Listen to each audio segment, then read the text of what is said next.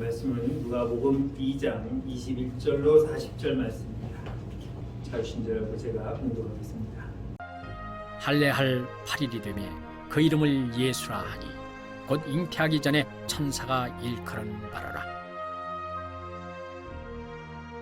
모세의 법대로 정결 예식의 날이 참에 아기를 데리고 예루살렘에 올라가니 이는 주의 율법에 쓴 바 첫 해에 처음 난 남자마다 주의 거룩한 자라 하리라 한 대로 아기를 죽게 드리고 또 주의 율법에 말씀하신 대로 산비둘기 한 쌍이나 혹은 어린 집비둘기 둘로 제사하려 함이더라. 예루살렘에 시므온이라 하는 사람이 있으니 이 사람은 의롭고 경건하여 이스라엘의 위로를 기다리는 자라. 성령이 그 위에 계시더라.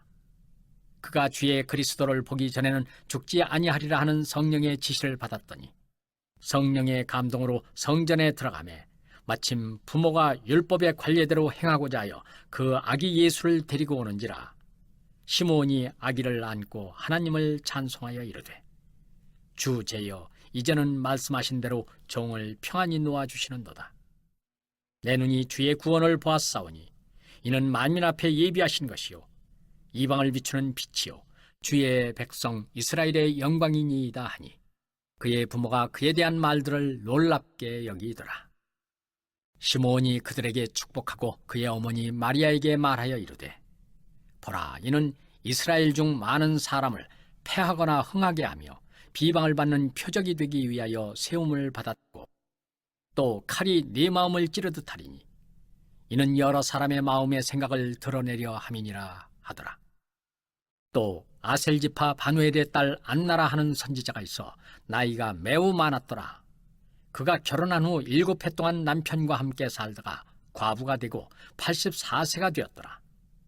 이 사람이 성전을 떠나지 아니하고 주야로 금식하며 기도함으로 섬기더니 마침 이때에 나와서 하나님께 감사하고 예루살렘의 속량을 바라는 모든 사람에게 그에 대하여 말하니라. 주의 율법을 따라 모든 일을 마치고 갈릴리로 돌아가 본 동네 나사렛에 이르니라. 아기가 자라며 강하여지고 지혜가 충만하며 하나님의 은혜가 그의 위에 있더라. 예수님은 이 땅에 빛으로 오셨다고 말씀드렸습니다. 그분은 하나님의 아들로서 어떻게 보면은 모든 것을 권한을 가지고 있는 분이라고 말할 수 있습니다. 그런 주님이 오늘 이 땅에 태어나셨고 그를 기르는 육신의 부모는 하나님의 말씀대로 순종해 나가는 모습들을 우리가 지난 시간에 말씀을 드렸습니다. 하나님이 하라는 것은 우리는 묻지도 따지지도 않고 궁금해하지도 않고 그냥 하라면은 하면 되는 것입니다. 하지 말라면은 왜 하지 말아야 되는지 그 이유를 우리가 설명 들을 이유도 없고 그냥 하지 말라는 것은 하지 않으면 되는 것입니다. 왜냐하면 하나님은 공의로운 분이시고 의로운 분이시며 죄를 가까이 하지 아니하시는 분이기 때문입니다. 우리가 잘못된 길로 나쁜 것을 행할 수 있도록 하나님이 허용하시는 분이 아니시기 때문에 우리는 그냥 하나님께서 하지 말라면 하지 않으면 되는 것이고 하라면은 무조건 하면 되는 것입니다.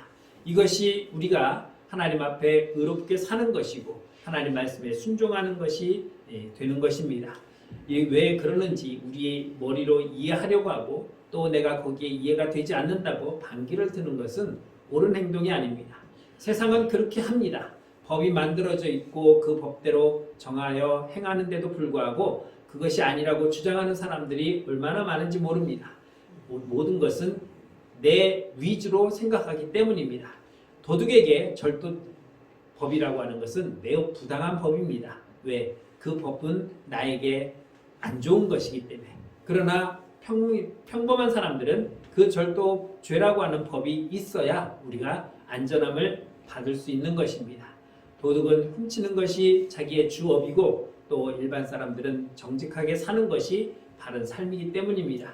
오늘 하나님 말씀은 우리가 왜 그럴까라고 하는 것이 아니라 당연히 순종하면 되는 것입니다. 예수님도 순종하셨습니다. 예수님은 세례를 받지 않으셔도 되는 분인데도 불구하고 세례를 받으셨습니다. 성전세를 내지 않아도 되시는 분인데도 불구하고 그분은 율법대로 행하심으로 말미암아 우리에게 모범을 보이셨습니다. 이것이 바로 주님이 우리에게 나도 행하는 것이니까 너희도 당연히 하라고 말씀하는 그 이유라고 우리는 생각해 볼 수 있습니다.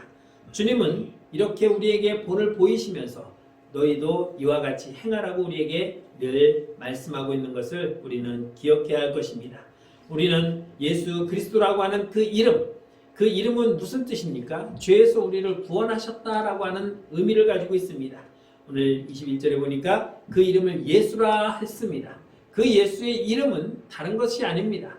그냥 태어났으니까 예수라고 이름을 지었지만 하나님이 성경에 나와 있는 이름들을 보면은 거기에 모든 것을 뜻을 담고 있는 것을 볼 수 있습니다. 우리가 아는 것처럼 자기 백성을 구원한 임마누엘이라고 하는 그 이름은 또 하나님이 우리와 함께 하신다고 하는 그 이름의 뜻을 우리에게 보여줌으로 말미암아 하나님이 언제나 우리와 함께하고 있다는 것을 기억해 볼 수 있는 것입니다. 주님은 우리에게 복된 소식을 전하여 줬습니다.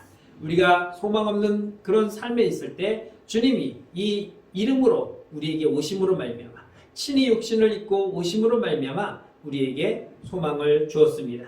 그 소망을 가지고 우리는 살아가게 되는 것입니다.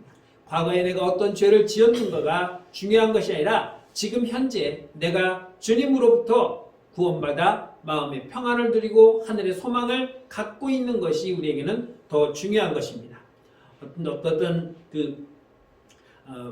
삼촌이 조카와 잠을 자다가 조카가 2살배기인데 그만 뒤척이다가 그 발이 조카를 눌러서 질식사한 경우가 있었습니다. 이 삼촌은 자기가 의도적으로 죽인 것은 아닌데 자기 때문에 조카가 죽었다는 것에 대한 죄책감에서 벗어나지 못하여서 날마다 괴로움 속에 살아갑니다. 그러다 주님을 만난 이후에 비로소 자기가 비록 조카를 죽였지만 그것이 의도된 것이 아니기 때문에 주님이 주시는 그 위로로 마음의 평안을 얻고 또 새로운 삶을 살게 되었다라고 하는 간증을 들어본 적이 있습니다. 또한 사람은 이런 간증을 했습니다. 친구와 함께 여학생 둘인데 계곡에 놀러 갔다가 그만 물에 허우적거리는 가운데 수영 못하는 친구가 자기 발을 딱 잡는 것을 의도적으로 한 것이 아니라 그냥 나도 살아야겠다고 하는 그 생각에 발을 탁 밀쳐서 자기는 살았고 친구는 죽었답니다. 그 살아난 그 학생이 얼마나 마음에 고통을 가졌겠습니까? 내가 그냥 내 발을 붙잡고 있는 그 아이를 내가 수영을 하면서 나왔으면 살 수 있었을 텐데 라는 생각. 그런데 또 생각해보면 걔가 내 발을 잡고 있었으면 나도 수영을 못해서 함께 죽을 수도 있었겠다라는 생각을 하지만 결국은 중요한 것은 내가 그 아이의 친구의 손을 뿌리쳤기 때문에 친구는 죽었다라고 하는 이 죄책감에서 벗어나지 못하고 있었습니다. 그런데 그 역시 주님을 만남으로 말미암아 그 죄책감으로부터 벗어날 수 있었던 것은 우리는 모두가 죄인이기 때문입니다.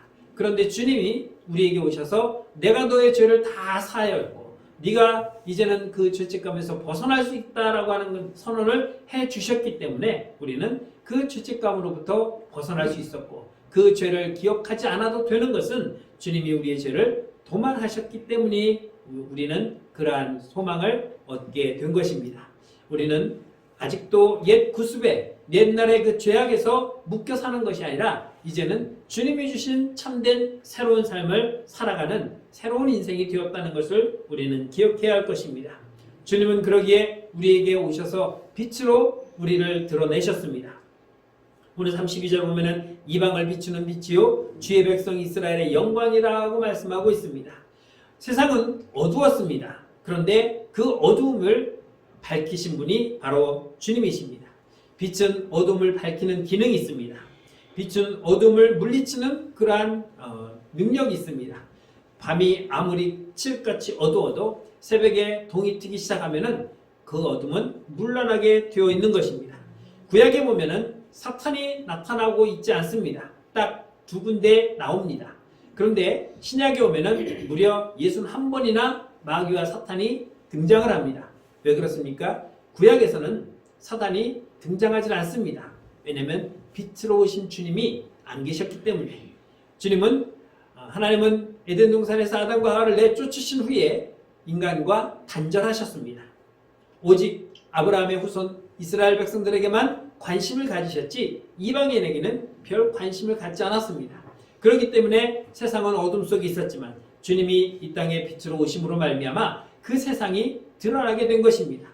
어둠 속에서는 누가 누군지 몰랐는데 빛으로 주님이 오셔서 세상을 밝히고 나니까 사단이 드러나기 시작하는 것입니다. 그래서 비로소 신약시대에 성경에 보면 많은 귀신과 많은 사단들이 등장하는 이유는 주께서 그들을 드러나게 하셨기 때문인 것입니다. 오늘 35절에 보면은 또 칼이 내 마음을 찌르듯 하리니 이는 여러 사람의 마음의 생각을 드러나게 함이라고 말씀하고 있습니다. 우리의 생각은 겉으로 말하기 전에는 나타나지 않습니다. 그런데 우리가 말하는 순간 내 속마음이 드러나게 되어 있습니다. 어둠으로 가득 찼던 우리가 주님의 빛을 맞이하는 순간 내 모습이 그대로 드러나게 되어 있는 것입니다. 사단이 드러난 이유는 바로 주님이 오셨기 때문인 것입니다. 헤롯 왕이 성전을 지으면서 많은 유대인들에게 환심을 샀습니다. 그런데 그가 그렇게 잔인한 사람이라는 것은 예수가 오심으로 말미암아 알게 되었습니다. 베들레헴에 2살 이하의 어린 남자애들을 다 칼로 죽이라고 명령한 것을 보면 헤롯이 얼마나 잔인무도한 사람인가를 주님이 오셔서 드러나게 한 것을 볼 수 있습니다. 또한 주님이 오심으로 말미암아 서기관과 바리새인과 제사장들이 얼마나 위선적인가를 드러내게 된 것을 볼 수 있습니다. 그들은 구약시대부터 존경받는 종교 지도자들이었습니다. 제사장이나 바리새인이나 서기관들은 많은 사람들에게 그야말로 율법의 모든 모범 교본이라고 할 수 있을 만큼 정직한 삶을 살았다고 사람들은 생각했습니다. 그런데 주님이 오시고 나니까 그들은 그런 사람들이 아니었다는 것을 드러내 보이기 시작합니다. 예수님을 핍박하고 예수님을 죽이기 위해서 모의했습니다. 우리를 구원하기 위해서 이 땅에 오신 예수를 배척하고 예수를 죽이는데 골몰했던 사람들이 바로 이 사람들입니다. 그러니 세상 사람들이 또 우리가 바라봤을 때 제사장이라면, 선지자라면, 또 서기관이라면, 바리새인들이라면 하나님 말씀을 그렇게 철저하게 잘 지켰던 그들, 메시아가 올 것을 누구보다도 기대하고 고대했던 그들이 오히려 메시아를 배척하는 이러한 것을 볼 때에 그들의 위선을 우리가 드러내 보이고 있는 것을 알 수 있습니다.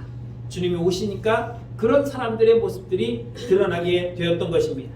마태복음 23장 27절에 보면 이렇게 말씀합니다. 회칠한 무덤 같으니 겉으로는 아름답게 보이나 그 안에는 죽은 사람의 뼈와 모든 더러운 것이 가득했다라고 말씀하고 있습니다. 회칠한 무덤을 무엇입니까? 우리나라도 사람이 죽으면 무덤에 묻었을 때 가보면은 아주 파릇한 잔디로 잘 덮어놨습니다. 그리고 있는 집은 또 주변도 이렇게 잔디밭으로 해놓고 더 있는 집은 무슨 석상도 세워놓고 등도 세워놓고 여러 가지 멋있게 잘 꾸며놨습니다. 그런데 그렇게 멋있게 꾸리면은 그러나 이스라엘은 잔디가 없습니다. 그렇기 때문에 그냥 흙으로 덮어놓고 거기에 회로 싹 덮어서 아주 하얗게 잘 만들어 놓습니다. 그렇게 깨끗해 보이고 정결하게 보이는 그 속에는 무엇이 있습니까? 죽은 시체가 썩어서 벌레가 보글보글거리는 그런 추악한 모습이 그 속에 있는 것을 이렇게 표현한 것입니다. 겉으로 보기에는 회를 칠해서 깨끗한 것처럼 보이지만 그 속에 썩어 냄새나는 시체가 있는 것처럼 겉으로는 멋있는 척, 정결한 척, 정직한 척 위선을 떨었던 제사장과 바리새인과 서기관들의 그 모습이 바로 드러나게 되었던 것을 볼 수 있습니다.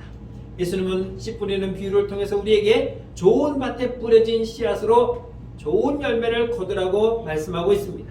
그래서 우리에게 많은 말씀을 전하여 주셨고 또 이렇게 비유로 우리에게 말씀하신 것을 듣습니다. 그런데 주님이 말씀하신 것처럼 네 가지 밭에 우리의 밭은 어떤 마음의 밭을 갖고 있습니까? 주님은 좋은 밭에 떨어진 씨앗이 좋은 열매를 30배, 60배, 100배 거둘 수 있도록 너희의 마음의 밭을 좋게 하기를 바라고 있지만 많은 사람들의 밭은 옥토밭이 별로 없습니다. 아니 정확하게 따지면 4분의 1 정도는 나와야 되는데 4분의 1도 실질적으로는 되지 않습니다. 그저 돌짝밭은 돌짝밭 같은 밭, 그리고 길가 같은 밭, 가시덤불 같은 그런 밭을 가지고 있습니다. 그것이 세상 사람들이 갖고 있는 밭이고 우리는 전부 다 그러면 옥토밭입니까? 아닙니다. 우리도 여전히 옥토밭이라고 말하고 싶지만, 겉으로는 옥토밭이라고 말하지만 우리의 마음속의 밭도 여전히 길가 같은 밭이 있고 돌짝밭 같은 밭이 있고 또 가시밭 같은 그런 마음의 밭을 가지고 앉아서 오늘 나는 하나님 앞에 거룩히 예배드린다고 나와 있는 사람들이 얼마나 많은지 모릅니다. 다른 교회도 마찬가지고 우리 교회도 마찬가지입니다.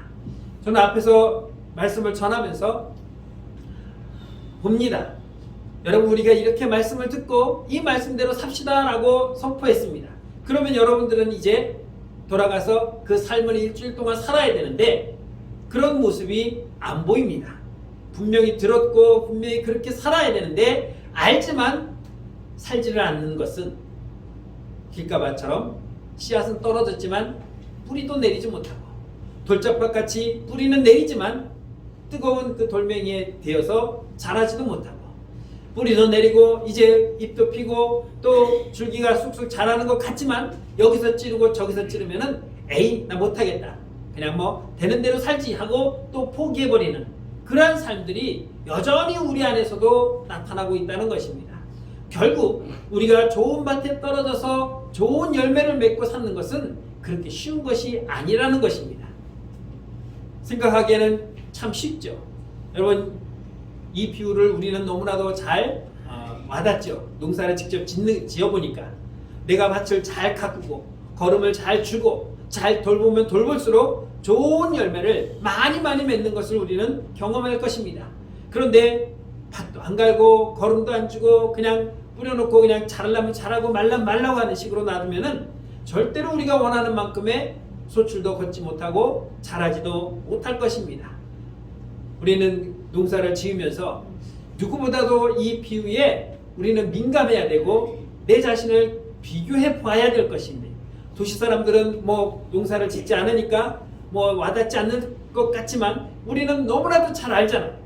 그러면 내 마음이 돌짝밭이라면은 이 돌짝밭을 걷어내서 옥토밭으로 바꿔야 되고, 또 내 마음에 가시밭이 되어 있다면 이 가시덤불을 다 걷어내어서 옥토밭으로 만들어야 되는 것은 우리는 누구보다도 더 잘 알고 있는 것입니다. 그런데 걷어내질 않고 있습니다. 이유가 뭔지 아십니까? 힘들어요. 그 돌 걷어내려고 한번 생각해 보십시오. 그 옆에 돌아가면 우리 최영호 사님들 올라가는 그 언덕, 오른쪽 언덕밭이요. 별로 좋은 밭은 아니에요. 그런데 서은하 장로님이 거기에서 밭을 읽습니다. 돌멩이가 무지하게 많이 나와요. 한번 가봤더니 돌을 골라갖고 이렇게 볼을 쫙, 제주도 가면 밭에 돌담 싸는 거 있죠? 그렇게 뭐냐 가장자리로 돌을 차는데 정말 가보니까요, 이 손가락 한마디만한 돌멩이도 골라냈어요. 그 밭을 그냥 좀 거짓말 못하면 그 흙을 채를 쳐서 골라놓은 것처럼 그렇게 갖고 놨어요. 물론 많이 갖고 먹지는 못하셨지만 그 정도로 밭을 고르셨더라고요. 그렇게 고르기 위해서는 아침부터 가가지고 열심히 하루 종일 골라냈어요. 점심 먹고 가서 또 고르고 오후에 또 고르고 해가 질 때까지 날마다 그렇게 밭을 갈아서 고운 밭으로 만들어놨어요. 여러분, 우리의 마음의 심령의 밭을 그렇게 갈아야 돼요. 힘들어요. 돌 걷어내는 게, 가시덤불 걷어내는 게 나도 찔릴 수도 있기 때문에. 그러니까 귀찮으니까 에이 그냥 되는 대로 살지. 되는 대로 살면 우리는 말씀대로 되는 대로 못 살아요. 결국 내가 하나님 말씀대로 못 산다는 것은 하나님과 내가 가까워질래야 가까워질 수 없다는 것입니다. 죄 안 짓고 버틸 수 있습니까? 아니요. 내 태생이 그런데, 내 환경이 그런데 죄 안 짓고는 못 살아요. 그러니까 죄를 짓는 거예요. 그런데 한 번 짓고 두 번 지면은 처음에는 찔리고 두 번째는 아이고 하는데 세 번째는 전에도 그랬는데, 이게 우리의 마음의 밭이 점점 딱딱해지는 거예요. 그 밭이 어떤 밭입니까? 돌짝밭도 아니고 가시밭들도 아니고 길가밭이에요. 돌도 없습니다. 가시도 안 나요. 하지만 뿌려진 씨앗 그 속에서 뿌리도 못 내려요. 그 딱딱한 게 이제는 무뎌져 있다는 겁니다. 그러니까 칼로 찔러도 무뎌져 있고 찔러도 찔림을 느끼지 못하는 것입니다. 하나님 말씀이 내 가슴을 찔러서 나를 움찔하게 만들고 기억나게 하고 정말 어쩔 줄 모르는 그런 반응이 내게서 나와야 되는데, 말씀은 듣지만 그거 전에도 들은 말씀, 그게 맞는 말이지. 그러나 나하고는 상관이 없는 말씀이야. 이게 우리의 삶 속에서 그대로 나타나는 모습은 내가 한 주일 동안 말씀대로 안 살고 있다는 겁니다. 여러분 오늘 말씀을 듣고 직접 한번 경험해 보십시오. 일주일 동안 사시면서 내가 이번 주 들은 말씀을 내가 옥토바트로 만들려고 내가 얼마큼 노력하고 있는지를 한번 일주일 동안 점검을 해 보십시오. 그래서 내가 얼마큼 노력했고 얼마큼 힘들게 살았는지 다음 주에 오셔서 한번 간증해 보십시오. 간증할 분 있으면 제가 시간을 드릴 테니까, 내가 일주일 동안 목사님 이렇게 밭을 갈고 이렇게 돌멩이를 걷어내고 이렇게 가시덤불을 걷어내서 이렇게 믿음으로 승리했습니다라고 자신 있게 간증할 수 있는 그런 삶을 한번 살아보십시오. 잘 못 살아요. 사단은 우리를 절대로 가만두지 않아요. 좀 돌줄 골래, 야 그거 힘들게 뭐하러 해, 너 딴 일이나 해. 손님이 찾아오게 한다든지 하여튼 무슨 여러 가지 일들이 일어나서 내가 절대로 이렇게 하나님 말씀대로 못 살게 나를 흔들어 놔요. 그게 우연히 그냥 삶 속에서 일어나는 일처럼 생각하지만요, 절대로 그렇지 않아요. 사단은 내 옆에서 항상 내가 주님 앞에 가려고 하면은 발을 걸어요. 야 가봤자 너 여지껏 그렇게 살아왔는데 네가 저 그런다고 하나님이 알아주시겠니? 너 바뀌겠니? 변하겠니? 그냥 살던 대로 살아. 이게 사단이 우리를 그렇게 만들고 있다는 거죠. 여러분 말씀대로 순종하며 사는 거 우리는 읽기 쉬워요. 그러나 삶을 보십시오. 1년 12달 52주 주일 오전, 주일 오후, 수요일, 우리는 이 시간은 내가 예수를 만난 그 순간부터 주님 앞에 가는 날까지 이미 선약이 다 되어 있는 거예요. 왜? 우리는 일주일마다 예배를 드리니까. 세상 사람과의 선약은 중요하게 여겨요. 저 약속 있는데요. 그러면서 선약을 먼저 우선하는데, 왜 하나님과의 선약이 되어 있는 것은 그렇게 잘 깨는지 모르겠어요.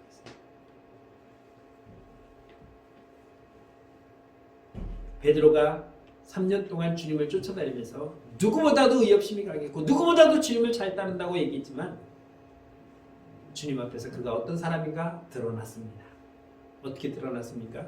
주님을 배반하고 저주하며 도망갔습니다. 가룟 유다는 어떻습니까? 아나니아와 삽비라는 어떻습니까?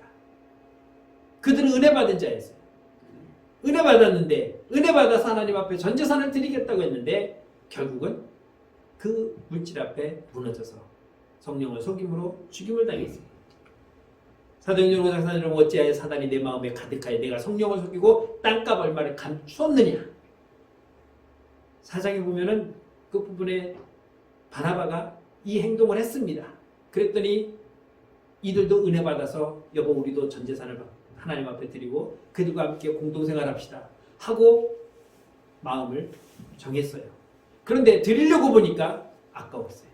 그래서 절반을 남겨놓고 절반만 드렸는데, 중요한 것은 내가 다 드리려고 했는데 드리려고 하니까 마음이 좀 저기해서 절반밖에 못 드리겠습니다. 바뀌었어요.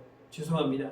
절반만 드리겠습니다 하고 드렸으면 안 죽었는데, 이게 다냐? 라고 물었는데 예 이게 답니다 라고 거짓말했어요. 하나님 앞에 거짓말한 거예요. 그랬더니 어떻게 됐습니까? 땅이 그대로 있을 때는 내 땅이 아니며 판후에도 내 마음대로 할 수 없더냐? 어찌하여 이 일을 내 마음에 두었느냐? 사람에게 거짓말한 것이 아니요 하나님께 했다. 너가 하나님께 약속한 거 아니냐? 그런데 왜 하나님께 다 못 드리냐고? 왜 거짓말했느냐? 여러분들이 결단할 때 누구한테 결단합니까? 저한테 결단해요? 아니잖아요. 저한테서 목사님 저 앞으로 이렇게 살겠습니다 하고 얘기하신 분 한 분도 안 계셔요. 자, 우리 결단합시다 할 때는 여러분들이 거기에 동의할 때 누구한테 동의합니까? 하나님께 동의하고 있잖아요. 하나님 말씀대로 제가 그렇게 살겠습니다. 그렇게 했으면은 우리 그렇게 살아야 되는데 그게 안 되잖아요. 우리의 속마음을 사람들은 모르지만 주님이 우리를 드러나게 하십니다. 주님 나를 드러나게 해주십시오. 내 마음을 고치시고 나를 깨끗하게 해달라고 우리는 간구해야 될 것입니다. 우리의 마음이 상한 그 심령들을 변화시켜줘요. 그래야 좋아하는 찬양 중에 마음이 상한 자를 고치시는 주님 이 찬양을 좋아하는데 우리 교회에서 그 선신 예배 갔는데 찬양을 하는데 이렇게 이게 이제 원 가사예요. 마음이 상한 자를 고치시는 주님. 근데 가사가 어떻게 떴냐면 이렇게 떴어요. 마음 이상한 자를 고치시는. 부르다가 전부 다 빵 터져서 울었었어요. 글자는 똑같아요. 근데 뭐가 잘못됐어요? 띄어쓰기 잘못했어요. 아빠가 방에 들어가신다가 띄어쓰기 잘못하면 아빠 가방에 들어가신다. 근데 주님은 마음이 상한 자도 고치시지만 마음 이상한 자도 고치시는 줄 믿습니다. 여러분이 마음이 이상하면은 주님이 고치실 겁니다. 우리는 그래서 주님이 기다려지는 것이고 주님이 오셔야 우리가 이런 모든 것들을 이겨낼 수 있는 것입니다. 오늘 25절 26절에 보면 예루살렘에 시므온이라는 사람이 있으니 이 사람은 의롭고 경건하여 이스라엘의 위로를 기다리는 자라. 성령이 그 위에 계시더라. 그가 주의 그리스도를 보기 전에는 죽지 아니하리라 하는 성령의 지시를 받았다고 말했습니다. 너는 메시아가 오기 전에 너는 절대로 안 죽어. 하니까 적어도 자기는 메시아를 보고 죽는다는 거죠. 이게 성령께서 약속하신 약속입니다. 그리고 결국 메시아를 만났습니다. 예수님이 여기할 때 정결의식 할 때 주님을 만난 것입니다. 그리고 또 한 분이 있어요. 37절 38절에 보면은 과부가 되고 84세가 되었더라. 이 사람이 성전을 떠나지 아니하고 주야로 금식하며 기도함으로 섬겼더니 마침 이때에 나와서 하나님께 감사하고 예루살렘에 속량을 바라는 모든 사람에게 그에 대하여 말하였다라고 말했습니다. 결혼해서 7년 동안 살다가 남편이 죽었어요. 그리고 지금 나이가 84세예요. 과부된 지 몇 년 됐겠어요. 그냥 계산하기 쉽게 20살에 시집 갔다고 치고 7년 살았으니까 27에 과부가 되었어요. 그리고 84세까지 혼자 어디에서 살았습니까? 성전에서 살았어요. 뭐 하며 살았겠습니까? 기도하며 사는 거예요. 성전에 살 게 뭐가 있어요? 기도하면서 살았으니 메시아를 만나는 은혜가 있게 된 것입니다. 사랑하는 성도 여러분, 우리는 주님으로 말미암아 내가 얼마나 추악했는가를 드러내게 된 것을 우리는 감사해야 됩니다. 그리고 그 빛 가운데 서게 하신 주님께 또한 감사하며 살아가야 할 것입니다. 토미텐이라고 하는 목사님이 하나님은 당신을 갈망합니다라는 책에 이렇게 쓰셨습니다. 진리는 하나님의 발자국이다. 하나님의 발자취요. 그분이 지나가신 길이다. 많은 사람들은 하나님이 계셨던 것을 아는 것으로 만족할지 모른다. 그러나 진정 하나님을 쫓는 사람들은 하나님의 발자취를 살피는 것으로 만족하지 못한다. 그분을 알기 원한다. 나는 지난날 하나님을 만났다는 사연을 읽기에 지쳤다. 내 살아생전 어디서든 하나님이 임하시는 것을 보고 싶다. 여러분, 우리가 하나님을 아는 것으로 끝나는 것이 아닙니다. 말씀을 듣는 것으로 끝나는 것이 아니라 하나님을 알면은, 하나님 말씀을 들으면 그 말씀대로 사는 것이 우리에게는 중요한 것입니다. 여러분, 지금까지 믿어온 신앙의 그 경륜 속에 내가 얼만큼 하나님을 알기를 노력했으며 또 하나님 말씀을 얼만큼 내가 지키려고 몸부림쳤습니까? 열왕기하 18장에 보면은 제단에 제물이 올려져야 불이 내리는 것을 우리는 기억해야 할 것입니다. 갈멜산에 엘리야가 불을 내려달라고 할 때 그냥 내려달라는 게 아니에요. 그 단에 제물을 올려놓고 물을 부었어도 제물이 올려져서 하나님 앞에 간구했을 때 불이 내렸던 것처럼 내가 주님 앞에 제물이 될 때에 주의 성령의 불이 내게 임하는 줄 믿습니다. 아멘. 2025년도에 우리는 하나님 앞에 순종하겠습니다라고 마음을 정했습니다. 그렇다면 이 한 해 동안 글자로 순종이 아니라 몸으로 보여지는 순종이 있기를 주의 이름으로 축원합니다. 아멘. 그것이 주님 앞에 내 순종이 드러나서 주님에게 인정받고 칭찬받으며 또한 내가 하나님 앞에 해야 할 일을 함으로 말미암아 그 속에서 기쁨과 감격이 넘치는 믿음의 충만한 열매가 성령의 9가지 열매가 30배, 60배, 100배 맺혀지는 저와 여러분들의 삶이 되기를 주의 이름으로 축원합니다. 찬양합니다.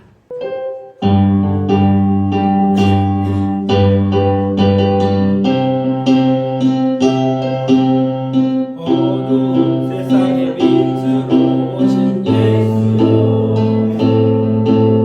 어두운 세상을 밝히러 오신 예수여, 나의 어두운 마음속에 들어오셔서 나의 어두움을 밝혀주소서. 빛으로 오신 예수여, 빛으로 오신 예수여, 빛으로 오신 예수여, 나의 어두운 마음 밝혀주소서. 죄악된 세상을 빛으로 오신 예수여, 죄악된 세상을 밝히러 오신 예수여, 나의 더러운 마음속에 들어오셔서 나의 더러운 맘 씻어주소서. 빛으로 오신 예수여, 빛으로 오신 예수여, 빛으로 오신 예수여, 나의 어두운 마음 밝혀주소서. 좋으신 하나님 은혜를 감사합니다. 오늘도 주님의 은혜 가운데 주의 성도들에게 오늘 빛으로 오신 주님을 다시 한번 고백하며 빛으로 오신 주님으로 말미암아 내가 드러나게 하심을 감사합니다. 주님, 이 어두운 세상에 빛으로 오신 것을 사람들은 기뻐하지 않았지만 적어도 우리는 주님이 오신 것을 기뻐합니다. 아직도 우리 마음속에 드러나지 않은 것이 있다면 주님 드러나게 하시고 오직 그 빛을 받아 세상을 향해 더 환하게 비출 수 있는 주의 그림자가 되게 하여 주옵소서. 예수님의 이름으로 감사하며 기도드렸습니다. 아멘.